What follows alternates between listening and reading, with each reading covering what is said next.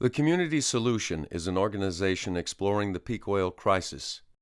Its focus is on local community-based solutions that reflect the values of cooperation, conservation, and curtailment.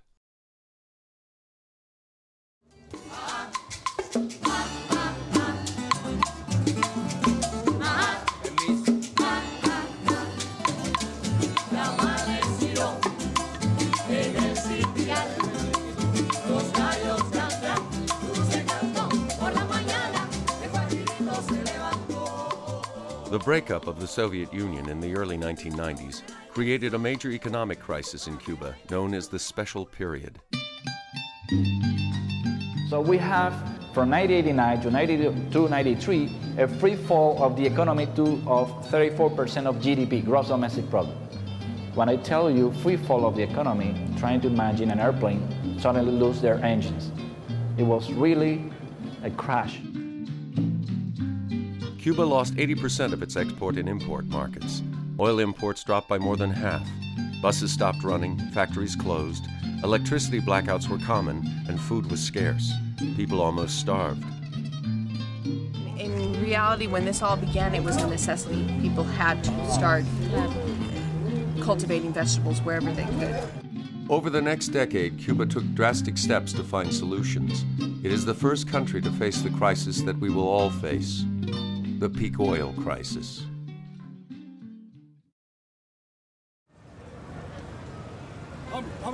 Vamos. 2 years ago, we learned about a concept called peak oil, in which we will find that oil production is sort of reaching a peak sometime in the next few years and will be going down, and that implies basically a major change in our way of life. And what we've discovered is that Cuba, because their own artificial peak oil was imposed on them when the Soviet Union collapsed, is actually a model for what's going to take place in the rest of the world. So we wanted to see if we can capture what is it in the Cuban people and the Cuban culture that allow to go through this very difficult time without competing over scarce resources. And we think Cuba has a lot to show the world about how to deal with energy adversity, which I think we'll all be facing.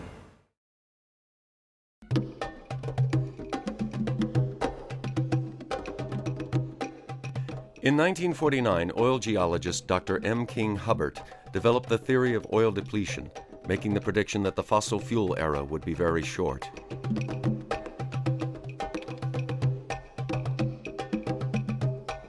In 1956, he forecasted that American oil production in the continental 48 states would reach peak production in 1970.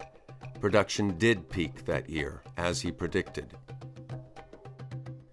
In 1974, Hubbert testified to a Senate subcommittee warning of the dangers of declining fossil fuels in an exponential growth culture. The U.S. oil peak in 1970, combined with a crisis in the Middle East, led to severe oil shortages and an economic crisis in the country.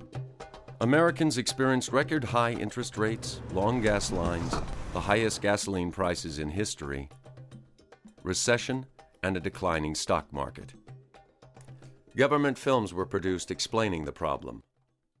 We were caught by surprise with a crisis that could recur and recur unless the entire country recognized the dangers of a quite real energy shortage. Our industrial progress and economic growth was fired by what many seemed to look on as endless energy. But warning signs were there. I think it's going to end with everybody changing their habits. During this time, gas purchases were restricted to every other day, long gas lines appeared, and the speed limit was lowered. President Carter formed a task force, which in 1980 published the Global 2000 Report to the President.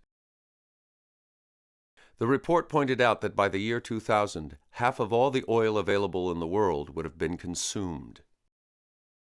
Carter had begun a new energy policy. Tax credits were offered for alternative energy, and wind turbines began to appear on the landscape. But then Alaska's Prudhoe Bay and the oil fields of the North Sea came online. The oil crisis eased and prices dropped. Carter's call for frugality and care was rejected. Ronald Reagan moved into the White House and dramatically cut research and development for alternative energy. It was morning in America again, and the country went to sleep for a generation.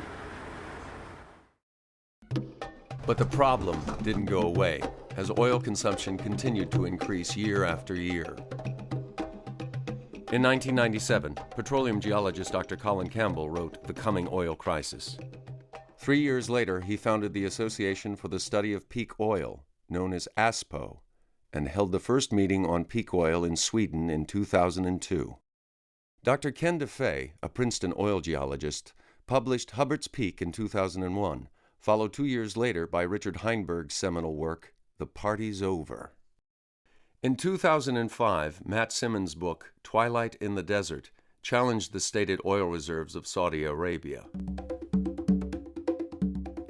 A flood of books and magazines began to appear on the market. 25 books were published in 2004 and 2005, and hundreds of articles in newspapers and magazines.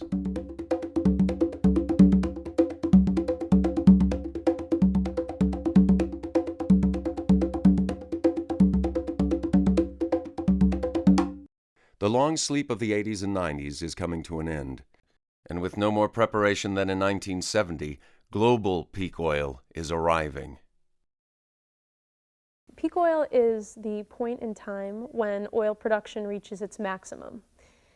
And that doesn't mean that we're running out. What it means is that we're going to have a continuous decline in production from that point.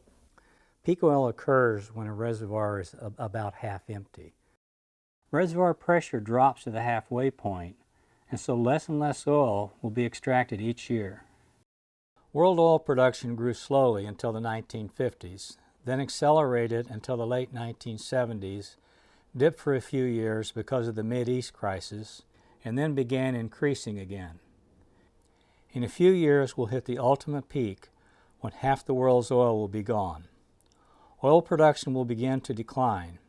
At the same time, world oil demand will continue to grow, and world population is increasing along with it. What peaks is not total oil, it's the easy oil to produce. What's left is the less desirable oil that you couldn't get out in the first place very fast. It takes more energy to produce, and a far smaller quantity comes from each well. Oil is finite, natural gas is finite, coal, uranium, all these are finite fuels. So there's going to be a peak for all of these, and peak oil is just the beginning. The effect on our culture could be extreme. Our economy and our way of life are based on consuming oil and other fossil fuels. Each person in the U.S. consumes the yearly per capita equivalent of 10 barrels of oil for food, 9 barrels of oil for automobiles, and 7 barrels of oil for their homes. The major use of fossil fuels is for food production. What peak oil means is essentially a limited supply. World oil discovery peaked in the mid-1960s and has been declining ever since. Right now, we're consuming about 5 barrels of oil for every one that we discover. That is an unsustainable amount and can't be continued much longer. But at the same time, we have increasing demand throughout the world, especially in developing countries like China. Now, in 1993, China had 733,000 cars on the road, and by the start of 2004, they had 6 million cars. By the end of 2004, they had 8 million cars. They've convinced people that it's nice to drive.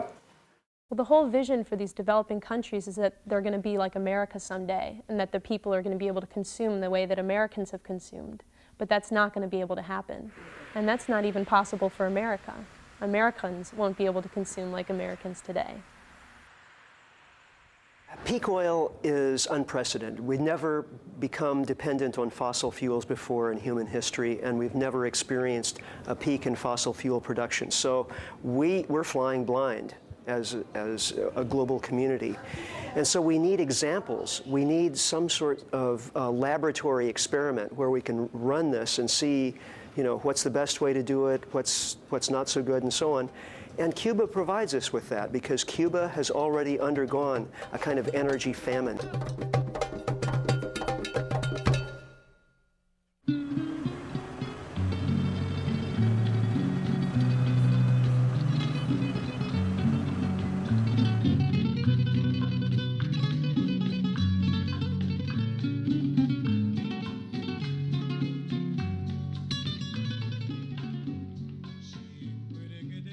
after the Soviet Union, oil import dropped from 14 million tons a year to only 4.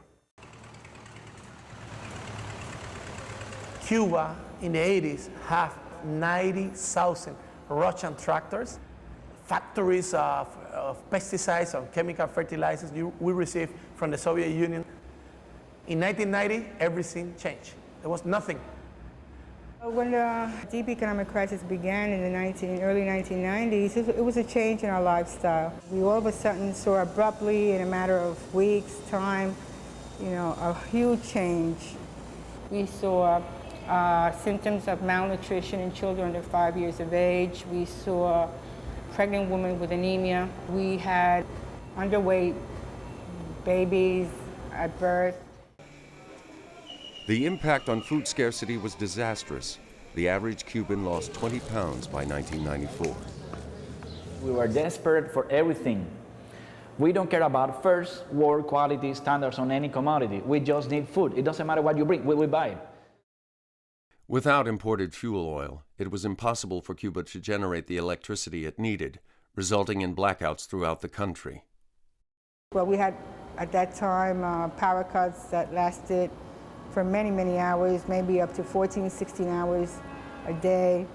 And this, in a climate such as ours, is very difficult because you do need the fridge so the spool won't spoil. So you had to cook on a daily basis what you had to eat at that moment because you just couldn't put things away. And it was a very difficult moment. Power cuts were particularly hard in Cuba's large housing complexes. In a tropical climate, with its heat and humidity, it was difficult to be without the use of air conditioners and fans. Without elevators, people used the stairs. Water was carried up or hauled up the outside of the building using a pulley and rope. When taking a bus, people had to wait 3 to 4 hours. When the bus arrived at work, often there was no power. Even if there was power, sometimes there were no spare parts or raw materials. So even if they got to work and had electricity, there was nothing to do. After work, they'd have to wait another 3 to 4 hours for a bus, and often when the bus arrived, it was full and they'd have to wait for another one. The government imported 1.2 million bicycles from China and manufactured 500,000 more. We had to then learn how to use bicycles, and bicycles was distributed all around the country to try to get to our workplaces. Doctors went to the hospitals, on bikes, without any culture of using bikes. It was just political will, that was it. There's no other way. In 1992, the United States tightened its embargo on Cuba. Any ship that docked in a Cuban port was denied access to the U.S. for 6 months afterwards. Almost overnight, $750 million worth of food and medical supplies to Cuba were halted. A few years later, the embargo was intensified, and foreign businesses working in Cuba were barred from entering the U.S. Cuba's access to foreign capital was crippled. In the case of Cuba, you try to suffocate a country. You deprive the country of access to financial sources, so Cuba cannot have access to the World Bank or to the IMF for good. An American dollar reached 150 pesos. And the average salary is like 2 pesos. No? There were people that were making $2 a month. So money was not useful to get stuff. So we end up being like an experiment, no? Like with controlled conditions. Like nothing or very little things can get from the outside, so everything has to happen from the inside. During the first 5 years of the special period, government food rations kept the crisis at bay. These food distributions guaranteed a minimum level of food to each of Cuba's citizens. And it was invented when we lost diplomatic relations with the U.S., no more economic relations with the U.S., and in order to prevent hoarding. Okay, so the more people that have more money would just do away with everything on the counters, and others would go hungry. They invented this ration food distribution system. With food imports reduced by 80%, the government-supplied food distributions had to be cut drastically. You have the official state market through subsidies, ration card, which has been shrink to perhaps 1/5 of consumption, from almost 100%. Now, let's go to this board because I want to show you so you can understand. This is on a monthly basis. any one of the Cuban population has granted through this system 3 of 4 weeks of basic consumption according to United Nations minimum level of calories ingestion in a month. To complete the 4 weeks basic level, it could come in the form of subsidized food on your workplace, lower prices, so you pay meals at subsidized prices. So that allows you to pay only weekends or nights meals. So there might be a week, okay, that you might have to buy extra, purchase extra. It depends also on your consuming habits.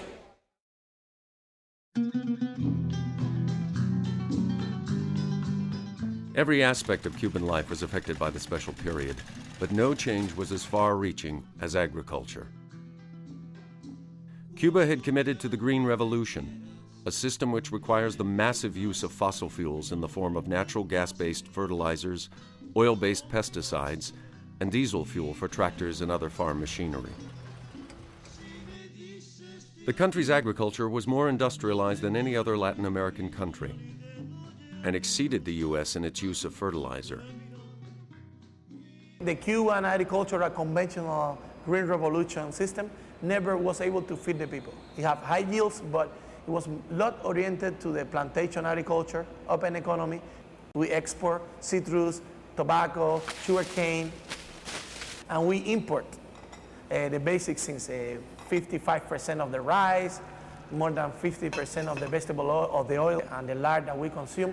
So the system, even in the good times, how people here remember, never fulfill the basic needs. Cuba's agriculture began to falter as one problem after another halted production. Fuel and parts for tractors were almost impossible to find.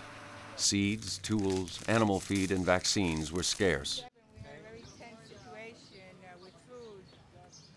Esto trajo como consecuencia que el de estar aquí era prácticamente una agricultura de supervivencia. Y los insumos que había de químicos ya no existían. Por ello que se dejó de la harina de trigo, los fertilizantes, los granos, el aceite. Fue un golpe muy fuerte. Y muchas personas pensaban que el proceso podía colapsar en 3 meses o 6 meses. Y realmente fue una etapa muy difícil para readaptar la economía a las nuevas condiciones. The lack of fuel drove us to have a very big shortage of food. So people, they end up squatting places in the city and growing food there. Without knowing how, because there were engineers, there were doctors, there was not farmers. A drastic effort to convert every piece of arable land to organic agriculture was begun. During the special period, Cuba was able to help prevent famine through an urban agricultural movement. Every vacant lot in the city was turned into orchard. At first, urban gardening was an ad hoc local survival response to the crisis. They needed food, they didn't know how, and they just did it, trial and error. And there wasn't space. They have a problem with garbage, dumping, rats, so they fixed all of those problems, get rid of the garbage and start growing things there. Another thing during the special period was this identification of idle plots of land, right, that were cleaned up by the community and turned into agricultural gardens, urban agricultural gardens. Hearing of the crisis, Australian permaculture experts came to Cuba to assist in developing new ways to garden and raise food. So in October of 1993, the first 2 Australians came. And so we started to design the rooftop garden in that place. And after that, we got this small project. For us, it was a lot of money, $26,000 American dollars. And we started to do a train-the-trainer course. They're one of the largest capacity centers for permaculture in Havana, and they themselves have trained over 400 people. Not only have, through these workshops and courses, has the community learned about permaculture, but they here in the center have learned a lot about the community. For example, if someone comes here and they have a health problem, they do whatever they can to help with that, but also they serve as kind of a reference point. They will go and look for the specialist and bring them here, so it's a mutual relationship. The people cooperating with and caring about each other are the main factors that we need to encourage. We can all plant fruit trees, we can all have water catchment devices on our roofs. It's not the technology, it's the human relationships. The neighbors are starting to see the possibilities of what they can do in their spaces, and they're starting to create natural gardens on their roofs and also in their patios. Cubans, who formerly lived on the equivalent of just $2 a month, found new ways to supplement their income. These grapevines have a lot of uses. It provides shade, so you have a little patio area. You also can make wine out of the grapes, and it's very good for the family economy, because if you do it well, you can get about 10 pesos for a bottle of wine. Cubans' view of agriculture has changed dramatically. Farmers are now among the highest paid workers, and people from all fields are attracted to the profession. I'm a musician, mechanic, I'm a mechanics, automobile mechanics, diseñador de equipo electrónico, designer of the electronics, and nothing of this I am doing. Esto solo. No, only this. Only animals. Just animals and these plants. So he's an urban farmer on top of his house. The farmers in Cuba are not the poorest people in the society. On the contrary, they have food, so they don't have to spend their money on food, and they sell food, so they make good living. No? So it is important to take that in account.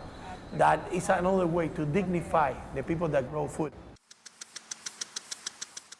With a very low cost, we were producing food, and now we have more than 1,000 kiosks allocated in the city that provide you with fresh fruits and vegetables produced in the neighborhood.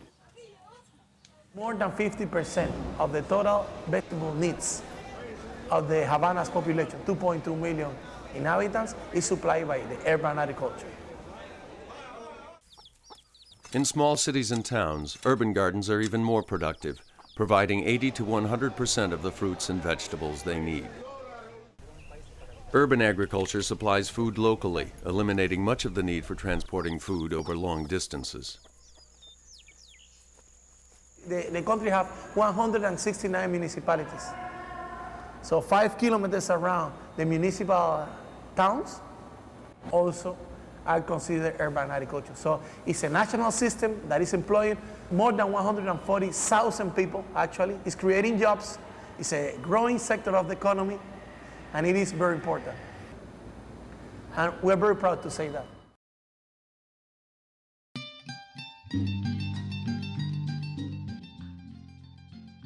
Cuba eliminated the need for natural gas-based fertilizers and oil-based pesticides by developing organic farming methods. Fortunately, research centers had begun studying sustainable agriculture before the crisis. Because of this preparation, the transition to an approach to farming that didn't depend on fossil fuels was implemented nationally within just a few years. Without fossil fuels, more manual labor was needed, making smaller farms necessary and increasing the number of farmers. One of the challenges, the peak oil challenges, is to reclaim land from the large-scale conventional agriculture. Un suelo en formarse trata millones de años y en destruirse muy poco tiempo. Bueno, uno de los problemas que trae la tierra con químicos es la mineralización y la desaparición de la microflora y la microfauna, de la vida del suelo. The soil is a living being. And in the topsoil, in the first 3 inches of soil, is the key. You add chemicals, you damage all of that. So then the soils became almost like sand. So we're going to be having interesting challenges and to rehabilitate the soil. Cuba found that it took from 3 to 5 years to make the land fertile and productive again. Organic needs a transition, no? Needs some time and needs some money to establish the system, because when you get the soil is so damaged and dead, that you need to rebuild the soil. You need to bring back the soil to life. You have to follow the natural cycles. So you hire nature to work for you, not work against nature. To work against nature, you have to waste huge amounts of energy. Conventional people use this heavy machinery that compacts the soil, huge tractor, huge combine trucks and things like that. So you have to open the soil again, add more nutrients. The first ethic, to take care of the land, of the earth. This is very important. If we don't take care of the earth, earth will take care of us and get rid of us. Entonces los institutos de investigación empezaron rápidamente a acomodar la agricultura a una agricultura orgánica, tanto desde el punto de vista de pesticidas como de nutrición. For me, it's more important how the things that I'm eating are growing or are produced than what I'm eating. So if a vegan eats these heavily pesticide polluted vegetables, he's not doing much. El hecho de empezar a utilizar materia orgánica empiezan a aparecer microorganismos y paulatinamente se va aumentando de acuerdo a los niveles de, por supuesto, sistemáticamente, porque si lo dejas de hacer vuelve a lo mismo, ¿no? Cuba's new agriculture uses a variety of soil-enhancing alternatives to rebuild and maintain the soil. Crop rotation, composting, and green manure, which is a process of plowing young vegetation into the soil. Many tons of organic compost are produced, using kitchen scraps, rice hulls, and other organic matter. Worm humus is made in long troughs, where worms are fed organic waste products. This makes a richer fertilizer than regular compost. Una tonelada de humo de lombriz equivale a 6 de materia orgánica. Today, 80% of Cuba's agricultural production is organic. The lack of fuel drove us to use less machinery, to go to smaller farms, to combine different crops in one small piece of land, preventing pest spreading. If you have 1 million plants of corn, you will have 1 million bugs that eats only corn, and you have a pest. We developed many biopesticides and many biofertilizers. Today we are even exporting to Central American countries and other Latin American countries. We are exporting biopesticides and biofertilizers. Remember, Cuba has one advantage. If the population of Cuba is 2% of the population in Latin America, Cuba has 11% of all the scientists in Latin America. It's difficult to grow certain crops in Cuba's heat, so farmers use a variety of mesh covers to cut the sun's rays. We can extend the season and just using something as simple as putting a fabric, a porous fabric over a simple structure that you can remove when a hurricane is coming and you can build again. It's very simple, and this fabric also allows you to control the pest because you not only reduce the radiation and the heat, but you also reduce the number of bugs entering into the area. In the 80s, in Cuba, were used 21,000 tons of pesticides, chemical pesticides. Now, it's 1,000. We are using 21 times less pesticides. This is good for the environment, this is good for the health, and this is also good for the soil. Cuba uses crop interplanting to reduce the need for pesticides and make their agriculture more sustainable. Nobody fertilizes a forest, and nobody irrigates a forest. The forest do by itself. So if you are able to create something like a food forest, your main effort is pick the fruits and pick the products. And so in that way, the effort is less. You work hard in the very beginning, but once the system is established, you work a lot less. It's what we call lazy people agriculture, but it's because you are working with nature, not against nature. These people in the conventional system work against the nature. Arriba! One of the good sides of the crisis was to go back to oxen, to use animal. Not only that they save fuel, they do not compact the soil. the way the tractor does. They exert less pressure, and even the legs of the oxen remove the earth. Older farmers who still remembered how to grow and train oxen were set up in training schools. In a little over a year, most cooperatives had someone trained, and the process of raising thousands of oxen had begun. A pair of oxen is not the same as a tractor. A man can work 8 hours in a tractor, you have conditioned air and a CD player, but you cannot work for those hours because oxen just go on the floor, they say that's it, you know.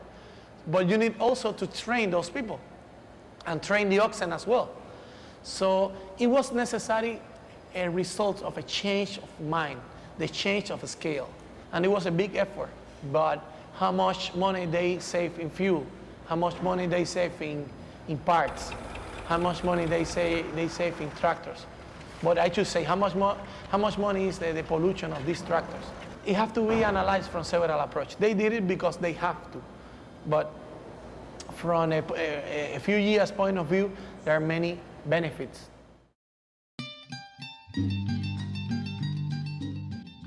To increase food production, the government worked with farmers to find local solutions. The result was smaller farms and cooperatives with a high degree of privatization and autonomy. 40% of the large state farms were divided into privately owned cooperatives. Tens of thousands of acres of land were leased rent-free to small farmers. Decision-making was localized with fewer state regulations. 2 requirements. You grow things there. If you don't grow things there, we take you the place away from you and give it to somebody else. And second, that the land is delivered to you in usufruct. Usufruct is an old Roman word that means that you can use the land without paying taxes or without paying for it. But if this land is needed for another purpose, it can be like you have to give it back to the government. These smaller farms and cooperatives were better able to use the new sustainable practices vital for growing food organically. 12 to 50% of the total arable land is in private hands in Cuba. So these are the private farmers. They are by far the highest production per acre and per person. In second places, it's like co-ops, cooperative. They are the second. And third is like huge government states. These new private farms and co-ops also began to function in new ways. But we have credit and services co-ops. What does that mean? You don't want to join your lands with me? We don't. So we are together in a co-op for credits, to buy the seeds together, to hire the machinery, for this stuff. But we don't have to join their land. So it's a way of decentralized, but centralized at the same time. Thousands of families moved to rural land. With land rights guaranteed, a sense of ownership led to greater productivity.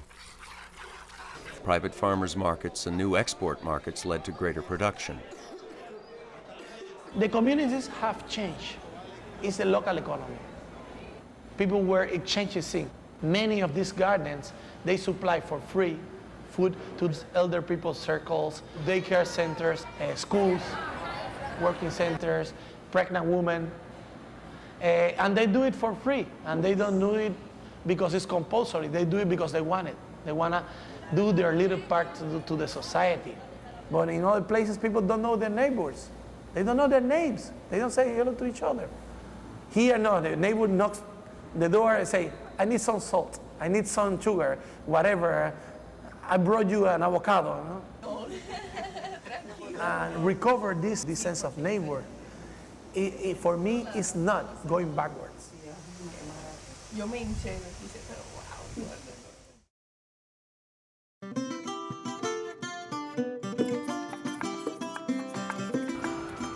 Without oil for transportation, Cuba's educational system was threatened. Decentralizing universities provided people with access to nearby schools for higher education and lessened the impact of fuel shortages. The example of the universities now that to put in every municipality also, because in my opinion, transportation and housing is right now the biggest problem in Cuba, because this depends more on oil. This large building was the most exclusive school in Cuba, the Sacré-Cœur, but today is the University of Medical Sciences. For your information, Cuba had 3 universities, but today has about 50, 7 of them in Havana. Medical clinics and schools are available throughout Cuba. During the crisis, the Cuban government continued supplying its citizens with free health care and education. Very different from what happens worldwide when there's an economic crisis. The first thing they do is cut down on social services. This was not the case. Doctors, nurses, and social workers live within the neighborhoods where they work, part of the social fabric of the community. Cuba's free medical care helped them in the crisis. In spite of the hardships, they maintained a lifespan and infant mortality rate roughly equal to that in the U.S., even though the average Cuban consumes less than 1/8 the energy of the average American. Overall, the economic crisis improved Cubans' health. Increased walking and biking reduced diabetes and the number of heart attacks and strokes. The Cuban diet changed. Fat consumption was reduced, while more vegetables and a wider variety of vegetables were eaten. Before, Cubans didn't eat that much vegetables because they eat more tubers, for example, cassava, taro, potato, but rice and beans and pork meat was the basic diet, no? The national food or whatever. And they say that the rest of the things, with the exception of maybe tomato and lettuce and a little bit of cabbage, were weeds. So at some point, necessity teach them. And now they demand it, they look for it. Cuba actually trains more doctors than they need and sends them to developing countries around the world. They also exchange doctors and medical expertise with Venezuela in return for oil.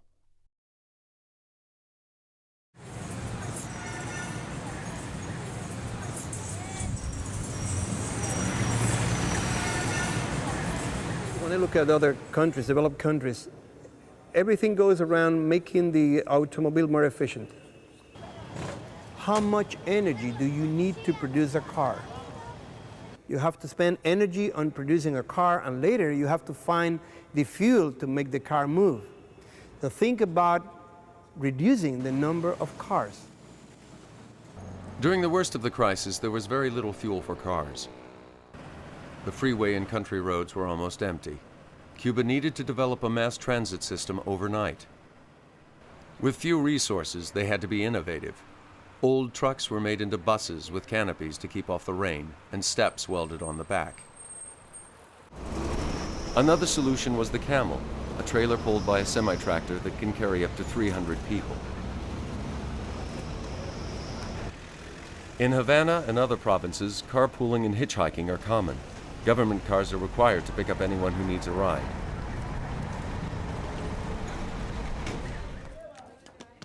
The loss of fuel for transportation also affected small towns and cities.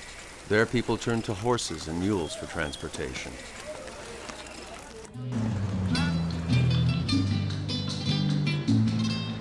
During the first years of the special period, bicycles were a necessity. This was not easy for Cubans who had been used to cars and buses. It requires more consciousness and more awareness about the use of the bicycle, that the bicycle is not something that we have to use because we don't have fuel or we don't have buses in the city.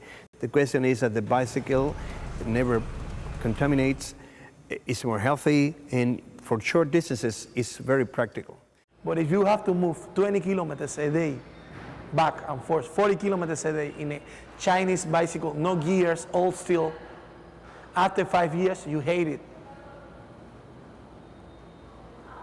And that's what happened in Cuba. Like at some point when there are a little bit more camels and buses, people just quit because they were sick of it. One day people start thinking about the end of the car. There will be an era, a moment in the life. So one day the car appeared and one day the car will disappear. The car will be something that we will remember as a moment in the development of the mankind.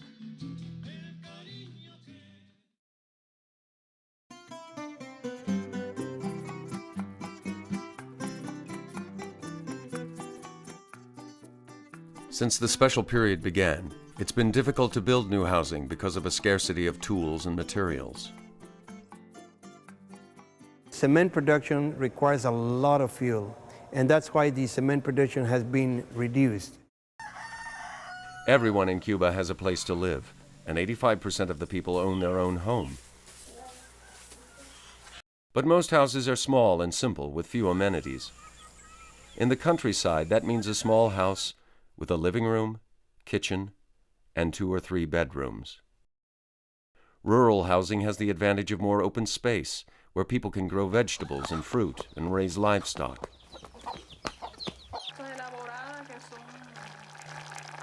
Todo lo que vamos a almorzar ahora es de nuestro huerto, menos el arroz, los frijoles, el cerdo, las lechugas, todo nosotros lo sembramos y criamos en nuestro huerto. In Havana, if you don't live in one of the old single-family homes, it may mean living in a dilapidated building or with your relatives in a crowded apartment. Even so, the city is a place many people want to live.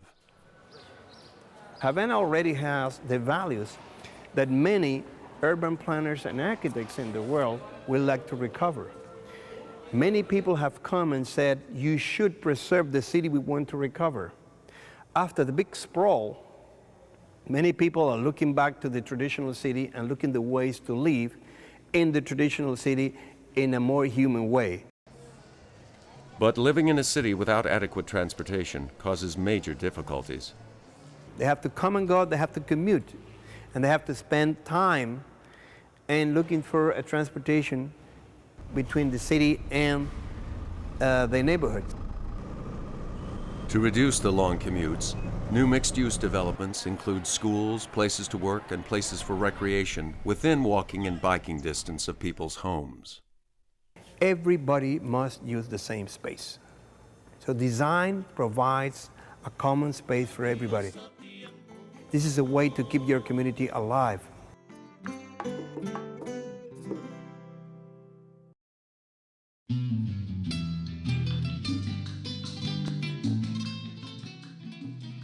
At the start of the special period, 95% of Cubans were connected to the national electric grid. The other 5% lived in remote areas. Photovoltaic and wind energy are too expensive to meet much of Cuba's energy needs. But for areas not connected to the grid, small-scale wind and hydro systems, as well as solar panels, are used. Priority is given to schools and clinics.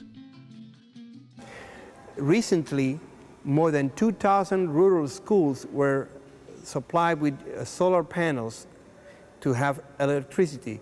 It was less costly to give them the solar panels rather than to connect them to the grid. In Los Tumbos, solar panels power the school, clinic, community center, even people's homes. They have the panels up on the roof, and they're recharging the light battery right now with compact fluorescence. They can put this radio on, and this is another panel. That's her son's, who lives right there. Small solutions have been developed throughout Cuba, such as using the sun to preheat water. People in Cuba used to shower with heat water. So they use traditional oil or energy, whatever they have, to heat water. So if we can have solar heaters, it's better. But when you obtain the water from the solar heater, it is 60 degrees. You can save the half of the fuel you use to heat the water to boil. Before the crisis, Cuba relied on imported fuel oil to generate electricity. Without this, they had to modify their power plants to burn their poor-quality domestic crude oil. Our crude oil is very a bad thing for environment, but we had no choice. It's a matter of live or die. They also began using crop waste to generate electricity. Sugar mills have been turned into power plants because you mill the sugar and then you have the bagasse. You burn the fibers, you produce heat, and then you produce electricity. So you can turn a sugar mill during the season or after the season into an additional power plant. And right now in Cuba, during the time of harvest, which is about 3 or 4 months during the year, 30% of the energy that's generated in Cuba comes from the renewable source of biomass. So this is what we call the energetic sovereignty. We do not depend on all imports to produce electricity.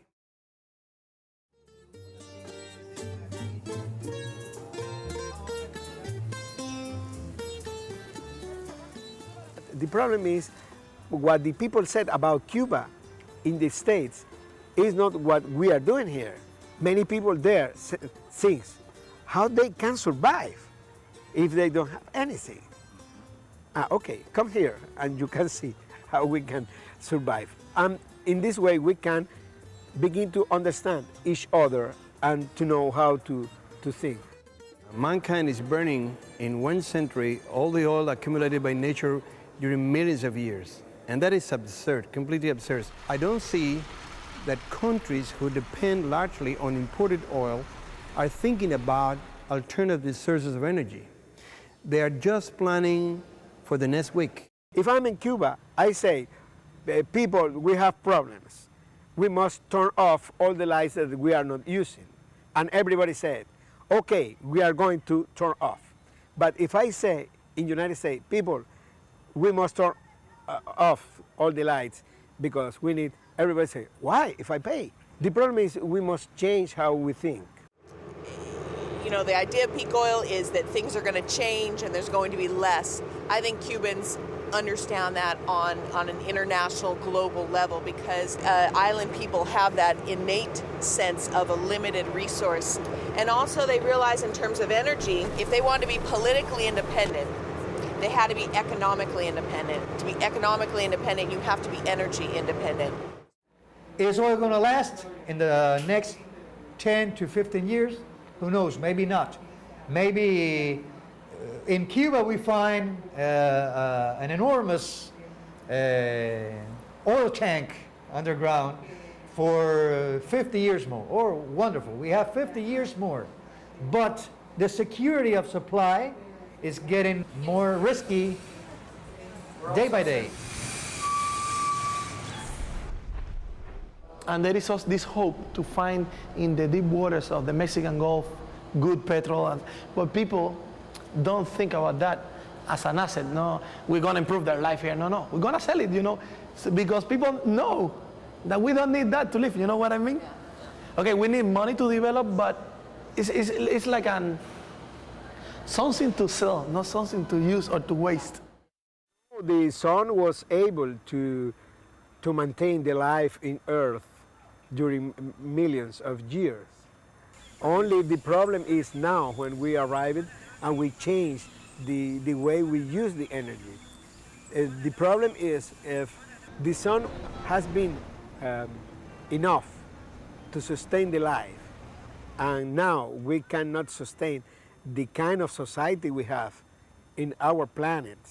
The problem is with our society, not with the energy, not with the war of the energy.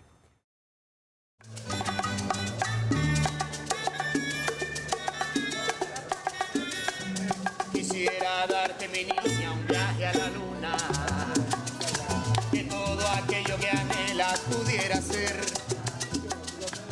So there are infinite small solutions. You fix one little problem here, one little problem there, and life is better. You think globally, you act locally. This is very important because otherwise you give the impression of people that this is United Nations, presidents, scientists, and they don't have to do anything, that they will fix the problem. But people have to start from scratch and start to do small things, baby steps. Crises or changes or problems can trigger many of these things, that these are sustainable, alternative, whatever it's called, but it's basically adapting. We are adapting to changes, and that's the success of the human beings.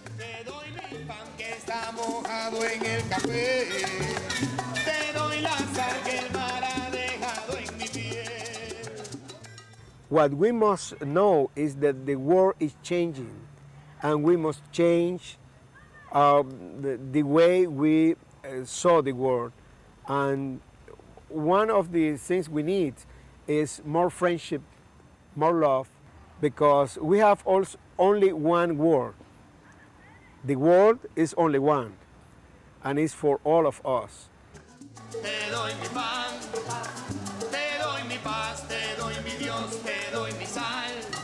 I think we could learn a lot from each other and reflect more on how to be happy with less and how you really don't need that much, you know, to be happy. I think that that's a challenge, a world challenge. Cuba has modest experience that, you know, maybe some other people could learn from. And I think it will be a time for sharing, a time for cooperation, and a time for more solidarity and for working together. I think maybe we'll have a better world.